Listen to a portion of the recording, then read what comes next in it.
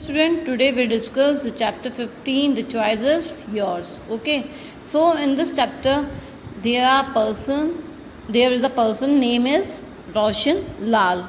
Once there lived a man named Roshan Lal. He loved cars. उसको क्या पसंद थी? कार्स पसंद थी। और उसके पास एक बहुत पुरानी कार थी जो कि किसकी स्पीड से चलती थी? एक साइकिल की स्पीड से चलती थी।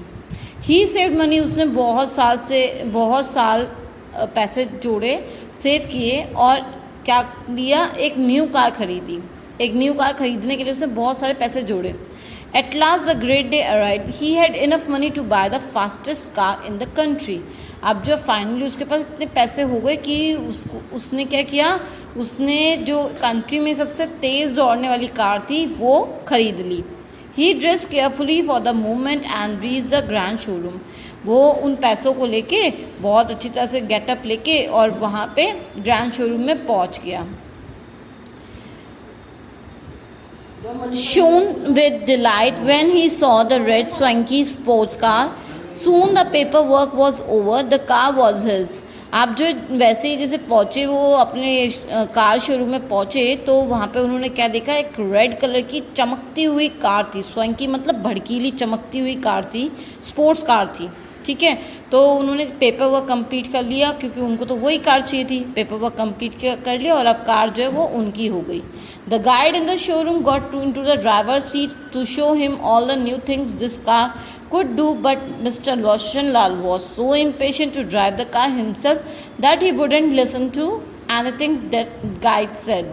अब जो है गाइड जो है ऑब्वियसली आप शोरूम में अगर कोई कार परचेज़ करने जाते हो, आपके पेरेंट्स जब कार परचेज़ करने जाते हैं तो आपके न्यू कार को हमेशा गाइड बताता है कि इस कार में क्या फ़ीचर है और कैसे हमें इसको ड्राइव करना है। ठीक है, तो सेम ऐसे ही मिस्टर रोशन लाल के साथ हुआ। तो रोशन लाल को उस गाइड जो है वो बैठा ड्राइवर सीट पे और वो उसको समझाने लगा। तो पर रोशन लाल तो इम्पेशेंट था, मतलब कि उसको पेशेंस ही नहीं था बिल्कुल भी।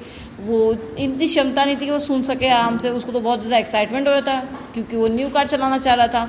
तो उसने क्या किया? मुझे कुछ नहीं सुनना, गाइड को उसने बाहर किया और वो अपनी ड्राइवर सीट पे खुद बैठ गया। He started the car and began to move. उसने जो है कार स्टार्ट किया और उसको बाहर निकाल लिया। The guide reeled after him. Guide जो है वो बोल भी रहा है, उसको चिल्ला रहा है पीछे से, you did not pay attention to me, at least read the instruction booklet in the car. Mister Roshan Lal didn't pay attention. पीछे से गाइड जो चिल्ला रहा है कि सर आप मेरी बातों को ध्यान से नहीं सुन रहे हो, एटलीस्ट आप इंस्ट्रक्शन तो पढ़ लीजिए जो बुकलेट में है, कार के बुकलेट में है। पर रोशन लाल को कहाँ सुनना था? रोशन लाल तो अपना मस्त था, वो न्यू गाड़ी लेके स्पोर्ट कार थी उसके पास में, तो वो एक्साइटेड तो होना ही था। He coasted along the road, a song in his heart. Wherever he went, he noticed people smiling at him. He thought that were admiring his new car. Everyone were admiring his new car.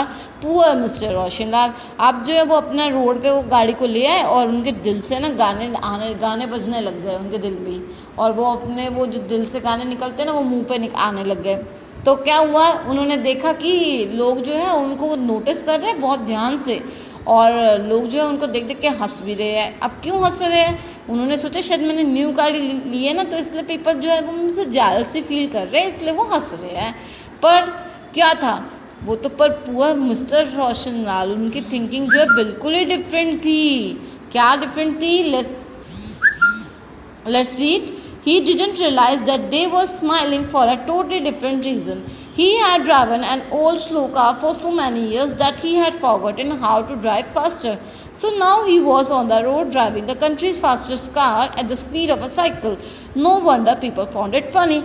But अब जब reason पता चला कि किस लिए लोग हंस रहे थे, फाइनली लोग जो है किस लिए हंस रहे थे, क्योंकि वो जो है कंट्री की जो फास्टेस्ट कार थी उसको किसकी स्पीड से चला रहे थे? साइकिल की स्पीड से चला रहे थे। इसलिए लोग जो है उनको देख देख के हंस रहे थे।